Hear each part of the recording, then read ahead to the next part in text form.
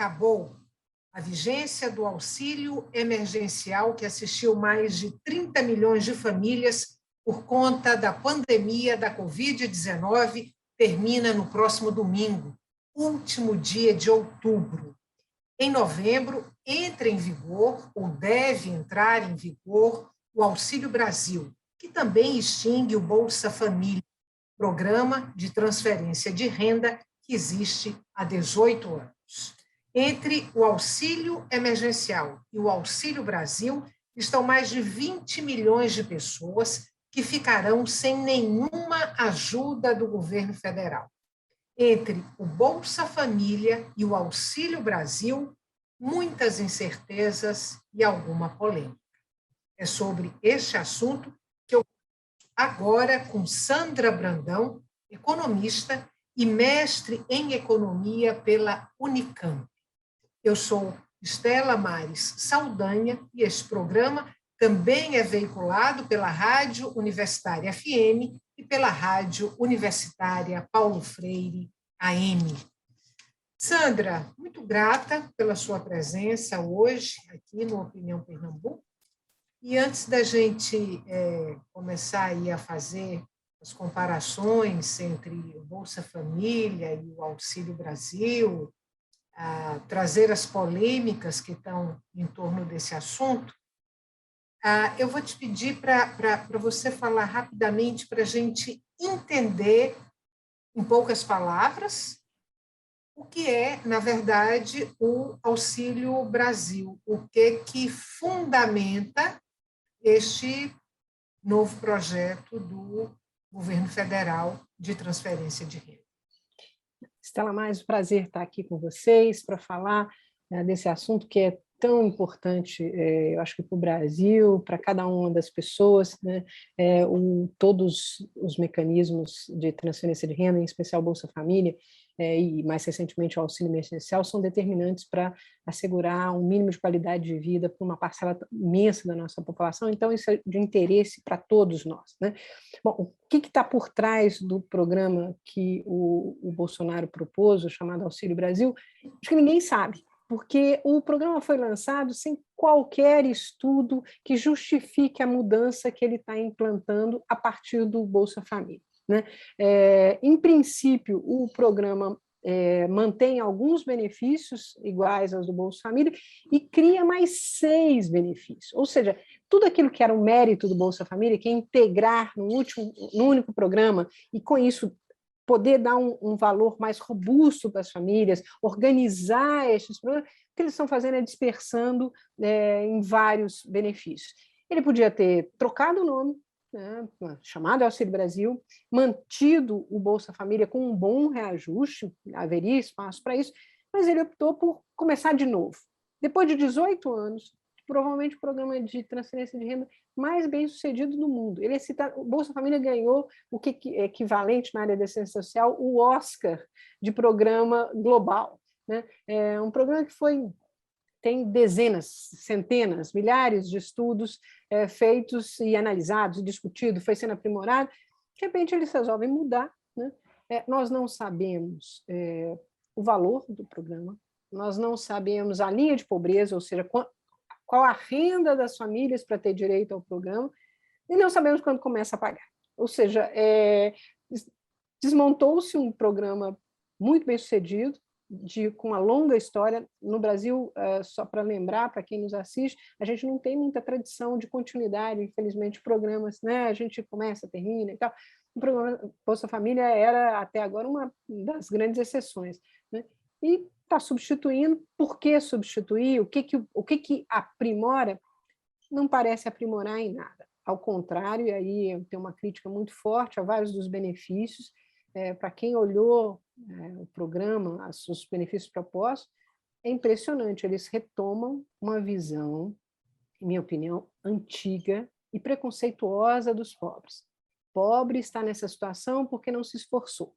Então, pobre que se esforçar vai ter direito a uma bolsa porque teve um bom desempenho em esportes. Vai ter direito, a mãe que se esforçar para conseguir um emprego, vai ter direito a um auxílio creche. Ou seja, é como se a pobreza fosse uma escolha individual e não um problema social a ser enfrentado como uma responsabilidade do Estado. Então, desmonta-se um programa bem-sucedido para colocar no lugar, até o momento, quase que um pastel de vento, como se diz na minha terra, Minas Gerais, porque tem muito pouco conteúdo que a gente possa, infelizmente, defender e até criticar. É até difícil de criticar, porque é tão vazio que é difícil de criticar. Sandra, o briefing é um programa destinado às famílias que estão abaixo da linha da pobreza e as famílias que estão ali na linha da pobreza, que tenham gestante e pessoas com menos de 21 anos. É esse o público do Auxílio Brasil. É esse o público do Auxílio Brasil, que é exatamente o público, quer dizer, na realidade não é bem exatamente. Os dois primeiros grupos que você falou são exatamente pessoas que já estavam cobertas, que eram atendidas pelo Bolsa Família. O que tem uma armadilha nessa história? É que o Bolsa Família, havia famílias que, porque todo mundo está desempregado, porque tem algumas pessoas com limitações, algum tipo de deficiência, a família é grande, mesmo tendo pessoas sendo compostas por adultos, ou seja, acima de 21 anos, tinham direito ao Bolsa Família. Porque o Bolsa Família se direciona todas as famílias que estão abaixo de um determinado valor, era R$ 89, tinham direito a algum tipo de benefício. E aí o benefício variava conforme a composição da família, então, família que tem criança tem benefícios adicionais, família que é só de adulto. Então, não tem uma diferença, ele não está mudando o que era o Bolsa Família. Ao contrário, tem duas exclusões importantes, que são essas famílias que têm só adultos, ou seja, pessoas acima de 21 anos, e em relação, e eu acho que isso é muito importante, em relação ao auxílio emergencial, né? Nós estamos deixando de proteger 22 milhões de pessoas, que estavam ganhando até esta semana, né? Essa semana receberam a última parcela do auxílio emergencial e que a partir do próximo mês vão estar a zero, né? Ou seja, sai de uma renda que não era alta, podia algo entre 375, 125, eram valores, mas volta para zero, né? Então, olhando o Auxílio Brasil, do seu ponto de vista de cobertura, ele não amplia substancialmente em relação ao Bolsa Família, que era uma coisa que a gente podia desejar. Eu acho que é desejável. O país empobreceu muito, a crise é muito forte, então aumentar o número de beneficiários era absolutamente necessário. É absolutamente necessário. O Auxílio Brasil não faz isso. Ao contrário, ele é menor do que o auxílio emergencial e ele não traz para dentro dele alguns segmentos que eram beneficiados do Bolsa Família. Dizem, e aí a gente tem que esperar para ver a implementação, que um contingente de mais ou menos 2.300.000 famílias que estão na fila do Bolsa, tá? Ou seja, já se enquadravam como beneficiários, serão incorporadas. É o tal salto entre 14 e 17 milhões que o ministro e às vezes o presidente tem utilizado, né? Mas, na realidade, são famílias que só não entraram antes porque o governo não abriu espaço orçamentário para elas, porque direito e necessidade elas já estavam inscritas no CadÚnico e reconhecidas como parte do público beneficiário do programa. Bom, pelo que você está colocando aí, o Auxílio Brasil é uma espécie de pegadinha, mas colocado assim, sem maiores explicações, a impressão que você tem é que ele é um Bolsa Família turbinado, ou seja, você sai de uma renda mensal média de R$ 190 para uma renda mensal média de R$ 400, como deseja o presidente Bolsonaro. Além disso que você já colocou, quais são outros elementos que desmontam o Auxílio Brasil como Bolsa Família que estaria turbinado? Tá certo. Essa é uma pergunta super importante, porque acho que, infelizmente, uma parte grande da discussão em torno do Auxílio Brasil ficou da questão se rompe ou não rompe o teto, se tem espaço orçamentário, e pouca gente, agora, felizmente, começaram a discutir, felizmente começaram, infelizmente, tarde, né? a questão de, afinal, ele é um Bolsa Turbinado? Não, ele não é um Bolsa Turbinado. O Bolsa Família não existe mais. O Bolsa Família, enquanto um programa que nucleia um sistema de proteção social, deixou de existir. Eu acho que essa talvez seja a coisa mais importante a gente deixar claro. O Bolsa Família nunca foi só transferência de renda. Ele, ancorado no Bolsa, o Bolsa era uma porta de entrada a direitos sociais importantíssimos para essa parcela. E o CAD único era um instrumento fundamental, porque as famílias se inscreviam. O sistema de proteção social, o SUAS, que tem em todos os municípios desse país, passava a acompanhar aquelas famílias. Tudo isso está sendo desmontado. O que está sendo... Agora as famílias se inscrevem no aplicativo. Pô, mas não é só transferência de renda, né? Quando eu colocava a família no Bolsa Família, eu identificava, ela precisa, por exemplo, de uma atenção, porque essa família é chefiada por uma mulher vítima de violência. Então, como que a gente apoia essa família? Essa família tem uma criança com deficiência que precisa de acesso a transporte para ir para um atendimento fisioterápico todo dia. Ela hoje não está indo porque a mãe não tem transporte, então como é que faz? Então, o que se está fazendo, não tem nada de Bolsa Família turbinado, o que está fazendo é desmontar toda essa estrutura que foi organizada em torno do Bolsa Família.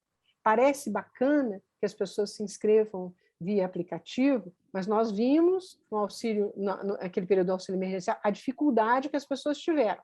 Né? Além dessa dificuldade, que certamente excluirá muita gente, ainda nós temos este outro problema. Na hora em que eu despersonalizo o processo de atenção, né, eu desmonto essa integração do sistema de proteção que a gente vinha construindo, que passa a ser simplesmente uma transferência de renda. Renda ajuda para quem está passando fome, para quem tem necessidades, ter acesso à renda é fundamental. Agora, não é suficiente para enfrentar a pobreza, que ela tem vários aspectos. Por isso, é uma injustiça com o Bolsa Família e é um desrespeito com as famílias que hoje estão protegidas nesse sistema dizer que é um Bolsa Família turbinado. Na realidade, é um retrocesso extraordinário em relação ao sistema de proteção social que a gente vem construindo paulatinamente, mas de forma crescente, desde a Constituição de 88, e que tem no Bolsa Família um dos seus instrumentos centrais. Sandra, a gente vai fazer um intervalo agora rapidinho, volta daqui a pouco para continuar essa conversa. Okay. Você que está em casa, não saia daí. O tema de hoje do Opinião Pernambuco é a extinção do Bolsa Família e a entrada do Auxílio Brasil, uma proposta do presidente do governo, Jair Bolsonaro. Até já.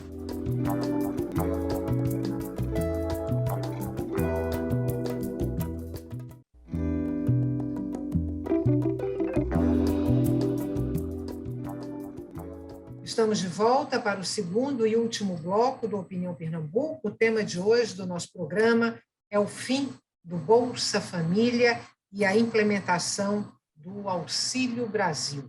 Eu sou Estela Mari Saldanha e converso com Sandra Brandão, economista e mestre em economia pela Unicamp. Lembrando para você mais uma vez que o Opinião Pernambuco também é veiculado pela Rádio Universitária FM e pela Rádio Universitária Paulo Freire AM. Sandra, no bloco anterior, você falou que se discutiu muito até aqui o Auxílio Brasil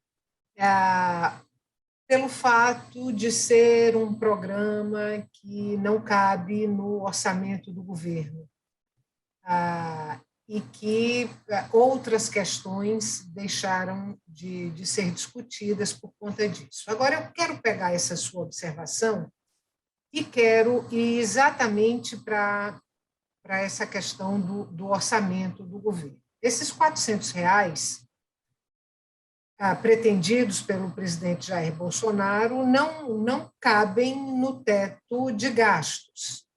Daí o governo está tentando aí aprovar uma PEC, a PEC dos precatórios, para tentar viabilizar o pagamento desses R$400. Na nossa conversa preliminar, antes da gente começar o programa, você estava me explicando que, ainda assim, com ou sem PEC dos precatórios, esses R$ 400 não cabem no orçamento. Qual é o tamanho desse problema?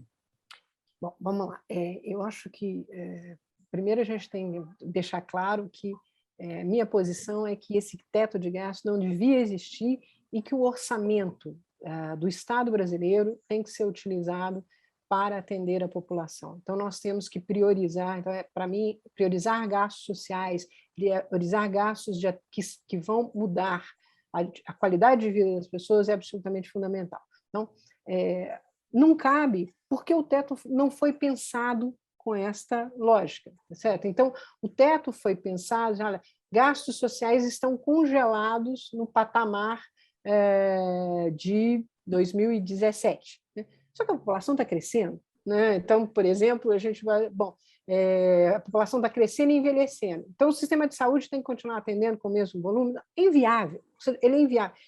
E, fora isso, há excepcionalidades, como a que, infelizmente, nós estamos vivendo, de uma pandemia super intensa, por um encaminhamento do enfrentamento dela inadequado, também, para dizer o mínimo, né? E que gerou uma crise social que nós estamos, assim, nós regredimos aos anos 90 em relação à fome e à exclusão social. Então, o teto foi pulverizado. Né? Aí a questão é a seguinte, qual que é o tamanho do problema? O problema é que qualquer política que envolva uma expansão mínima que seja, não cabe mais no orçamento, porque o orçamento ele prioriza determinados gastos, né? E definitivamente não são os que interessam à sociedade brasileira. Né? O esforço que o governo Bolsonaro está fazendo, em realidade, é o seguinte: a PEC dos precatórios, para colocar o Auxílio Brasil, ela, primeiro, coloca que parte dos precatórios, né, tem que ficar fora do teto. Então, para colocar o programa, eu jogo uma despesa e há uma tentativa de postergar essa despesa, de deixar para o governo o seguinte. Ou seja, isso não resolve a situação. Então, o problema do teto é que ele precisa ser desmontado em sua integralidade. Ele não se sustenta com o Brasil crescendo, porque a população tem demandas que são crescentes, e ele não se sustenta numa crise como a gente está vivendo. Né? A PEC dos precatórios representa, pode até dizer que não é isso, mas, de fato, ela é um rompimento do teto, ao dizer que uma parte das despesas obrigatórias que estavam previstas para 2022 será feita fora do teto. Bom, de qualquer forma, e você se colocando aí como uma crítica, né, ao teto de gastos que foi implementado ali no governo de Michel Temer, quando se ventilou essa possibilidade de estourar o teto de gastos para que se pudesse pagar esses R$ 400 do Auxílio Brasil, o que se chama de mercado reagiu muito mal. Assim, a bolsa caiu, subiu mais uma vez, e 4 auxiliares diretos do ministro da Economia pediram demissão. É caso para esse temor todo, quer dizer, o que, afinal de contas, esse mercado quer? O que ele espera do governo? Bom, essa é uma boa pergunta. Eu acho que um mercado que tivesse o mínimo de âncora e preocupação com o país esperaria que o governo entregasse um projeto de crescimento e de desenvolvimento, né? O que nós não temos. Né? Nesse sentido, esse mercado quer a maior rentabilidade possível de suas aplicações de curto prazo, descomprometidas com investimento produtivo ou social no Brasil. Então, eu preciso girar a dívida, eu preciso pagar essa dívida à custa de todas as outras despesas que estão aí colocadas. Né? E esse mercado aproveita para impor agendas que são de desregulamentação e de redução do Estado. Né? Então, para mim, o Auxílio Brasil né, do tamanho que ele é e do desmonte que ele provoca em relação ao Bolsa Família, ele é da mesma família de políticas da reforma previdenciária, da reforma trabalhista, ou seja, você tem que diminuir o que você gasta com o povo. Por quê? Porque eu tenho que gastar com outras coisas. Né? Então, é uma política que é insustentável, e este governo que aqui está, como ele não tem projeto, ele não tem qualquer projeto de Brasil. Se a gente perguntar assim, qual é o programa de desenvolvimento ou de estímulo à produção do setor A ou setor B? Não existe nada neste governo. Você pode dizer assim, o governo Fernando Henrique escolheu A, B e C, estava certo ou estava errado. O governo Lula escolheu A, B e C, estava certo ou estava errado. Dilma escolheu A, B e C, estava certo ou estava errado. Todos esses debates são absolutamente legítimos, né? É da natureza do debate democrático que escolhas políticas feitas pelo governo que está aí sejam criticados ou apoiados pelos beneficiários ou por quem quer outra coisa. Até aí, normal. O que o governo Bolsonaro propôs de organização da estrutura produtiva, de estímulo, nada. E não é um problema só da pandemia. Já era assim em 2019. Né? Para quem está nos assistindo, tem uma coisa muito dramática que a gente, às vezes, costuma lembrar, que é o seguinte, em 2019, março de 2019, Bolsonaro participou de um jantar nos Estados Unidos, em que estavam presentes, entre N autoridades, o Steve Bannon, que foi quem inspirava o Trump. E o Bolsonaro disse o seguinte, que o Brasil, no formato que ele estava recebendo, isso era início de governo, né, março de 2019, era um espaço em que não tinha liberdade, então que tinha que desconstruir tudo, tinha que destruir tudo para depois ver o que ia fazer. Nesse sentido, é com dor no coração que eu quero dizer para vocês que o Bolsonaro está fazendo um governo muito bem sucedido. Não está sobrando pedra sobre pedra, e não é só de coisas que o PT fez, mas que o Temer fez, que o Fernando Henrique fez, que até coisas que foram definidas na Constituição aprovada em 1988. Ou seja, o desmonte que está sendo patrocinado é extraordinário. E aí, voltando para a sua pergunta, o mercado, diante disso, não tem diretriz, não tem para onde, ele quer salvar o seu. Então, tudo que não pode é romper com regras que seguram, que impedem o Estado de fazer gastos que podem alterar a prioridade estabelecida por esse dito mercado em relação ao que eles esperam. Né? Agora, eu acho que é óbvio que ninguém quer instabilidade macroeconômica, é óbvio que isso não é bom para o Brasil,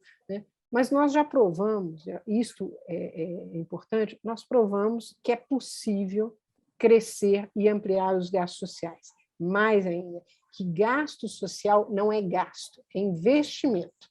Né?